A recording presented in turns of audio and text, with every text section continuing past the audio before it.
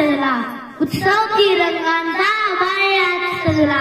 नतमस्तक मी त्या सर्वांचा, ज्यांनी भारत देश माझा घडविला. नतमस्तक मी त्या सर्वांचा, ज्यांनी माझा भारत देश घडविला. आज आपला भारत देश प्रजासत्ताक दिन मोठ्या उत्साहात साजरा करत आहे. मी आर्य समीर कुळाईकर इयत्ता तिसरी या राष्ट्रीय सणाच्या आपणा सर्वांना हार्दिक हार्दिक शुभेच्छा देतो.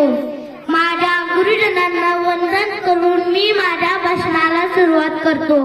15 ऑगस्ट 1947 रोजी आपला भारत देश स्वतंत्र झाला. ब्रिटिशांच्या जुलमी राजवटीतून मुक्त झाला. स्वतंत्र झाल्यावर आपल्या देशाचा कारभार चालवण्याची कोणतीही कायदे नव्हती. अशा वेळी भारतरत्न बाबासाहेब आंबेडकर यांच्या नेतृत्वाखाली घटना समिती स्थापन करून मजबूत संविधान तयार झाले आणि आपला भारत देश सार्वभौम लोकशाही प्रजासत्ताक देश बनला. आपल्या देशाची राजघटना ही जगातील सर्वात मोठी लिखित राजघटना आहे. प्रजासत्ताक याचा अर्थ प्रजेच्या म्हणजे जनतेच्या हाती सत्ता असा आहे.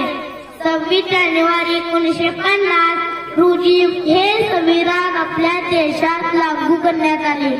म्हणून हा दिवस आपण मोठ्या आनंदाने साजरा करतो.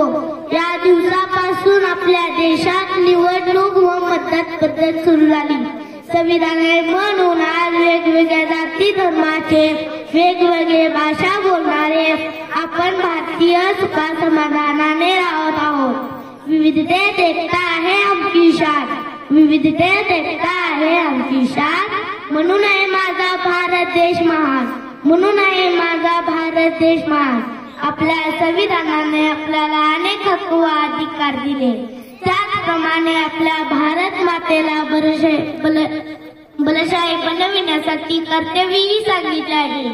घरातील कचरा परिसरात फेकू नये, ऐतिहासिक वास्तूंचे नुकसान करू नये, पाण्याचा वापर जपून करावा, रक्तदान करून देश बांधवांचा जीव वाचवावा, आपत्ती काळात गरजूंना मदत करावी, सार्वजनिक वस्तूंचे नुकसान करू नये, वाहतुकीच्या नियमांचे पालन करावे.